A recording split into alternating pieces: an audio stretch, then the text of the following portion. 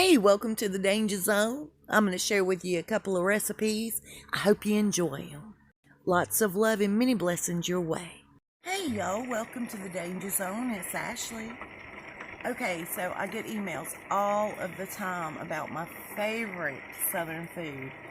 And none of it's healthy, don't get me wrong, but it's so good.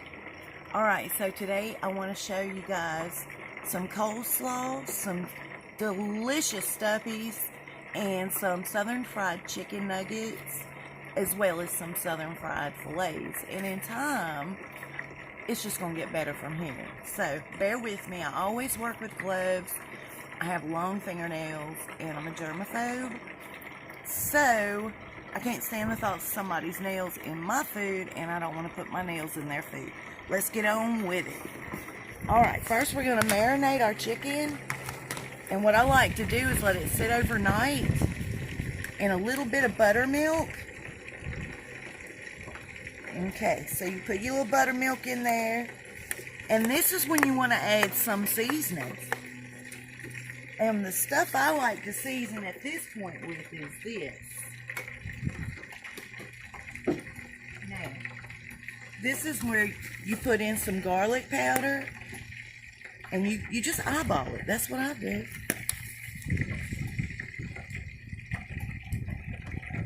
And some salt and pepper. And when I say pepper, I mean some kicking pepper. Now the salt, I don't go too heavy because the stuffies really has enough salt in them. But this will be a good flavor. I think this will be plenty of salt, you know, for our chicken.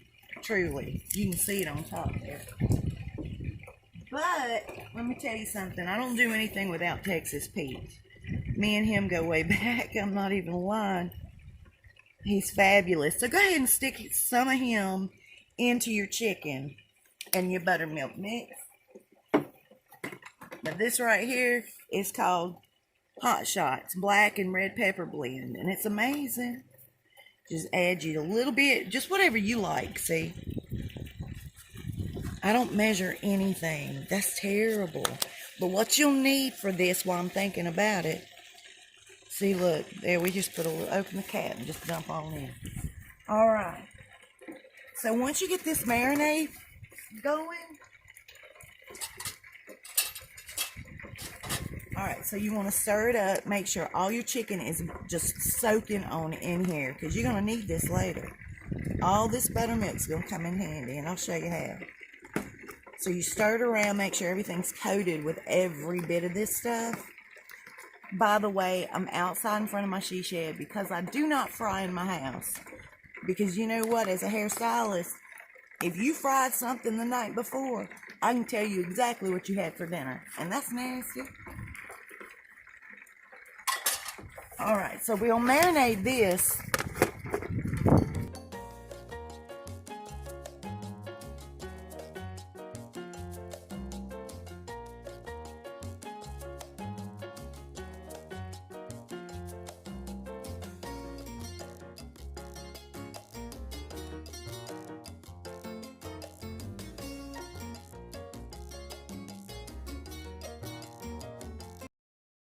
Okay, so while that's marinating, what we're going to do is we're going to go ahead and whip up our coleslaw, because this is so good. I love it. Alright, and the buttermilk comes back, right?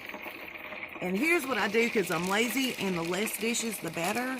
And zip top bags are amazing for everything.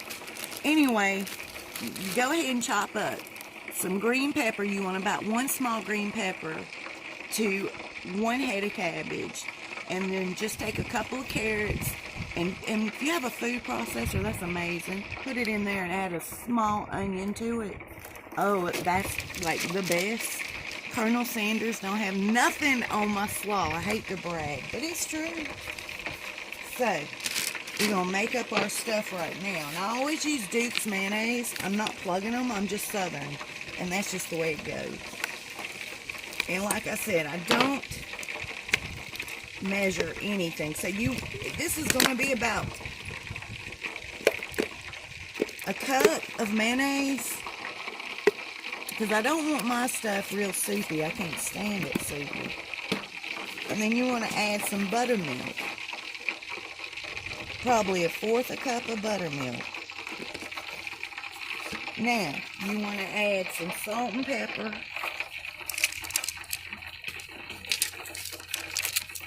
And probably, to be honest, a little more salt than you normally would use. Like, this right here would probably take about a tablespoon and a half. Because that is bland. That old cabbage is bland, and you got to season that stuff right up. Sorry about the people on the four-wheelers. I am way out here in the country. And so you want to add some new pepper. I added a tablespoon of pepper and then a little more salt to my buttermilk and mayonnaise. And now what I'm going to do is add, let me put my little spoons down. You get just this, the rice vinegar. Man, this stuff is killer. It's got just the tang you need. And you don't need much of that unless you just like that vinegar taste. Probably another fourth a cup of that. Okay? And then gotta get your mixing spoon.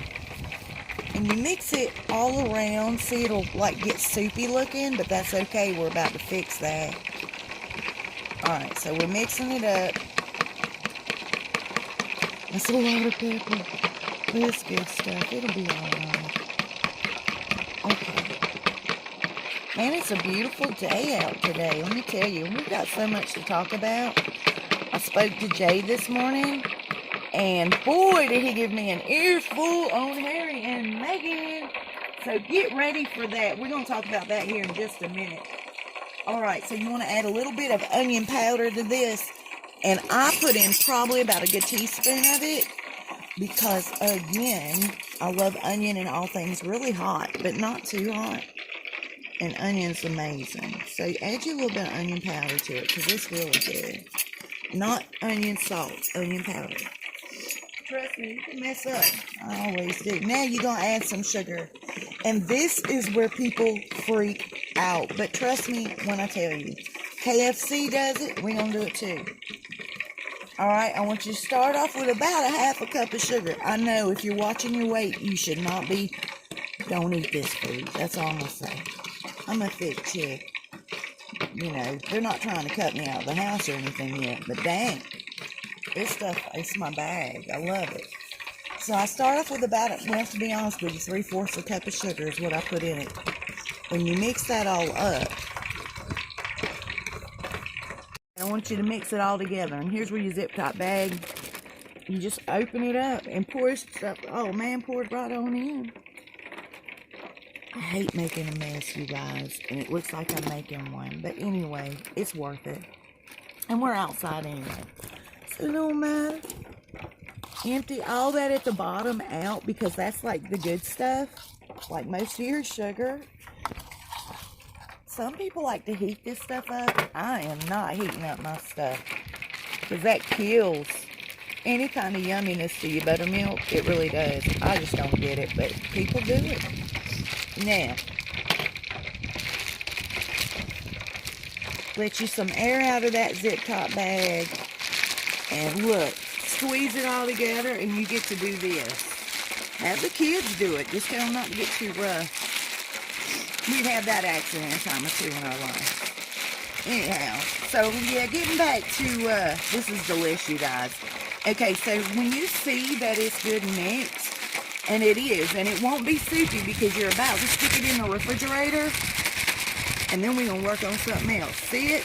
Everything gets covered. Even if you think it looks too dry, keep mixing it, because believe it or not, it literally extracts the natural juices out of your slaw mix. Alright, so we're headed off to the fridge.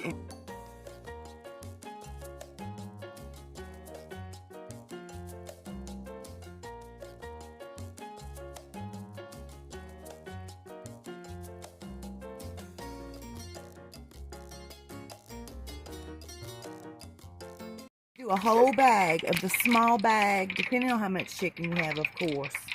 This is going to be for about 4 pounds, maybe 3 pounds of chicken. So you get you a small bag of Southern Biscuit self-rising flour. Always get self-rising flour because, you know, it's got everything you need in it to really get fluffy. Let me check on my oil. Yeah, that stuff's about ready. Alright, so once you have it in your Ziploc bag, I shouldn't have messed with it now. It's going to get loud on it. You're going to put in some salt. Remember, you already salted your chicken when it's in its marinade, so you probably don't need all that much. I have about 2 teaspoons all together, and it's fantastic. I always use that pink Himalayan sea salt. I can't stand pink Himalayan sea salt. What in the world? Himalayan pink salt is what I'm trying to say, or sea salt, because I can't stand iodine salt. God only knows what's in that and where they got it from. So all your good seasonings come in at. You take you some onion powder. I do about a tablespoon. Ooh, it's windy today, y'all, but it's beautiful. You can do maybe 2 tablespoons. It ain't gonna hurt nothing.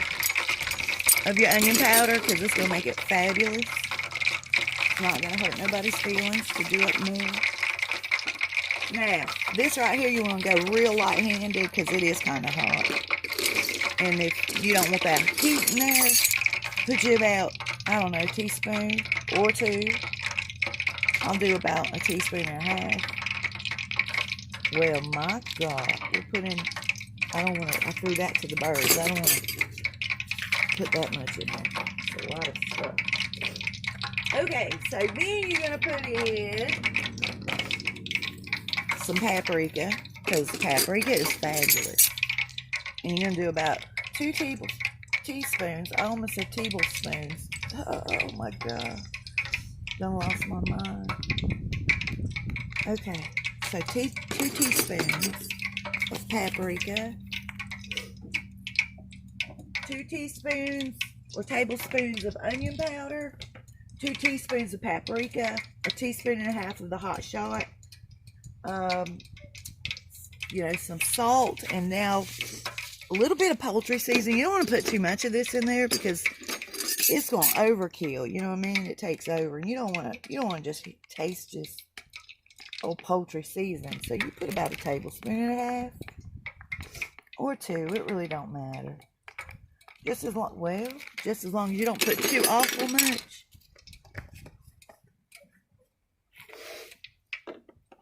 And then you want to put some parsley flakes. Now, you can go heavy on those. They're really good.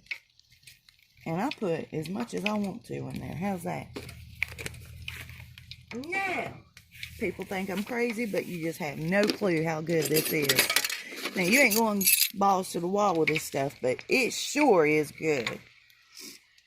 Put you in some cinnamon. It makes all the difference in the world. Just about a teaspoon and a half. To that big old thing of flour. You know, the small bag, not the big one. Alright, so now what you're going to do is you're going to mix it all together in a zip tie bag. And you'll see the bread, it changes color. Like to a red, of course, because of the paprika and the hot shot. You got to make sure you season it right, really. So I'm just going to... Oh, yes. Oh, golly, that stuff is ready to go. Let's do it. Okay, so here's the fun part, y'all. Let me take this lid off the oil. All right, so remember, this has been marinating in that buttermilk and all those seasonings. We're going to start with the fillets, okay? And then we'll do the chicken nuggets. Let me move my stuff so I don't get diseased. All right, so you got this. You just shake it up in there. Make sure you get it really good. And here's what I do. I double dip. So while that's taking a bath, we're going to pull this one out and push this joker up in here. And then you're going to put him back up in there too. And then you're going to come on out here. Oops. Son, I don't mean to get you all yucky. Now we're going to come out. Now the dogs want to start barking because they know there's food around. You guys, we rescue dogs. If you're new here, we rescue dogs. Anyhow, I really want to tell you guys about Here we go. We're going in. That pepper went up my nose, man. Alright, so we take our other one that's double dipped already, and we're going to double dip it again in the flour. Okay, and you don't have to cook that long. But you sure want all that stuff because it makes it crispier. Yeah, okay, you guys. So now the first two that we put in there, they're about ready to come on out. So you just get you can use tongs or whatever. But look at that. What does the Colonel have to say about that? Not a thing. He can shut his mouth. Flop it on down up in there. Line it with always paper towels. Or if you have like one of them racks, you can do a rack. Tell me what the Colonel has on this. Nothing? So what we're going to do really fast is we're going to continue frying this stuff. Ooh, look at this stuff. We're going to get to the nuggets. There is something flying around, you guys. I don't know what it is. I just put some fescue hay down, trying to get these bald spots fixed up on my grass in front of my she shed. And, oh man, the wind is blowing like crazy. And, I don't know if these little flying things just come with the fescue. I really don't know. Here we go. Now remember, we've already double dipped some of these. So this is, well, I don't think that's one of them, to be honest with you. I had to take my jacket off, y'all. It's like too hot. Okay, so anyhow, I'm going to stick this at the end of the video next time, like when I'm, I guess, better prepared, you know, because this is my first time doing this. And I feel extremely unorganized. You know, as time goes on, I imagine I get better at talking and cooking, but like, we'll work something out. We'll do it. We're about down to the nuggets here. I just want to do some fillets and show you guys how deliciously amazing it turns to be. Anyway, so how I became the Danger Zone, let me tell you about that. In high school, I was on the girls' boxing team. And we had to come up with these goofy names. God, I'm making a mess. These goofy names. And I love that stupid movie, Top Gun, because at that time, I was evidently had bad taste in men, and I liked old Tom Cruise. And so, they called me the Danger Zone. And my nickname is Jingy, so that's where the J in danger comes from. And that's how the Danger Zone was born. Anyway, so, and I love all things weird. And my tattoo, I even have this. I don't know if you can see it with the gloves on. Anyhow, it's a tattoo. In time, I'm sure you'll see it. You stick around. It says Danger Zone, and it says, or it has an alien. I have aliens on my fingers. Oh yeah, we're down to the nuggets. Thank God. And anyway, it was real cute and nifty, and we all thought it was funny back in the high school days. They had some really goofy names. That's the facts. Now, I hate putting too much chicken in this fryer out here because I use a $20. Now, here's the nuggets, okay? How you can come about these nuggets. You can either get some boneless chicken breasts and cut them up yourself. There goes one that's going to go to the dogs. And, or you can do just like Ashley does and buy the stir-fry pack. And that's what I do when I'm in a rush. And I'm evidently in a rush today for some reason. And so, I didn't want to have to fool with all that cutting and stuff. You know what I'm saying? So, that's what you do. And, let me tell you guys something. If you want to do this chicken on the bone, or with the bone, you know. I never eat chicken with a bone because, let me tell you a real quick story. My nanny, my grandma, she grossed me out when she ate chicken on the bone because she would literally crack the bones open and you could hear her eating the bone marrow. And I get that stuff is good for you. so they say. But it just nastied me out, and I couldn't even, oh, it's just too much.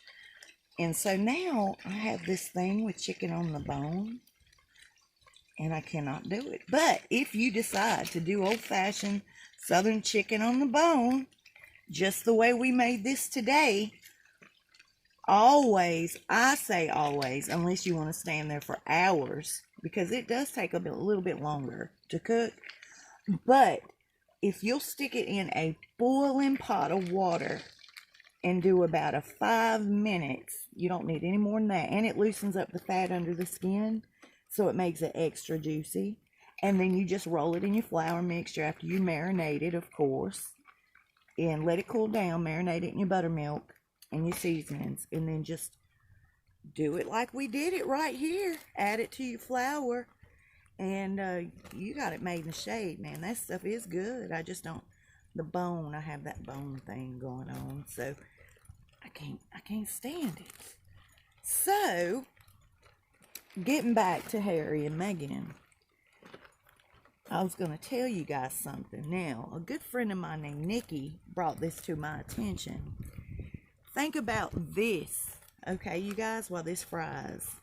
Think about what did Trevor know? Trevor Engelson, her first, I'm sorry, oh, I goofed. Her second husband.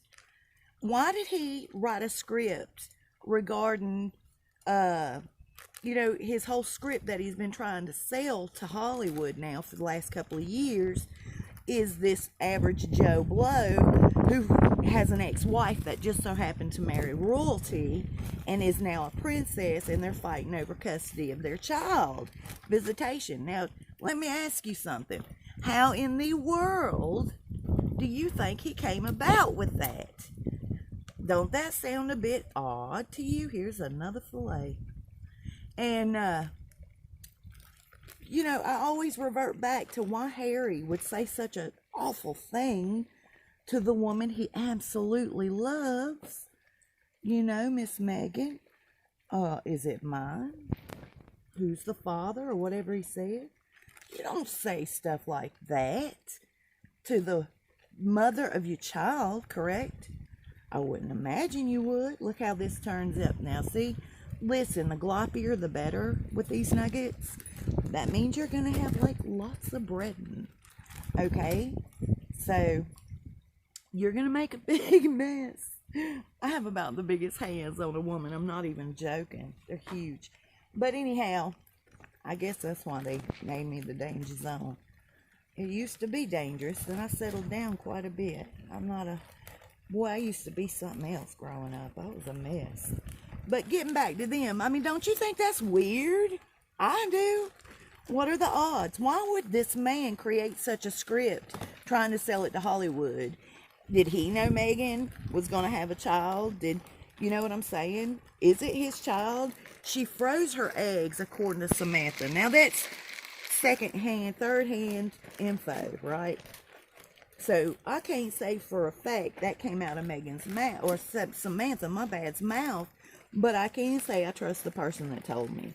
And they said that they had a long-standing relationship with Meghan's sister. And so Meghan's sister said, hey, look, at one point she went and froze her eggs. Now, I don't know how that works. Can he fertilize the egg? Can he fertilize the egg and have that bit frozen? Or at that point, does it turn into an embryo?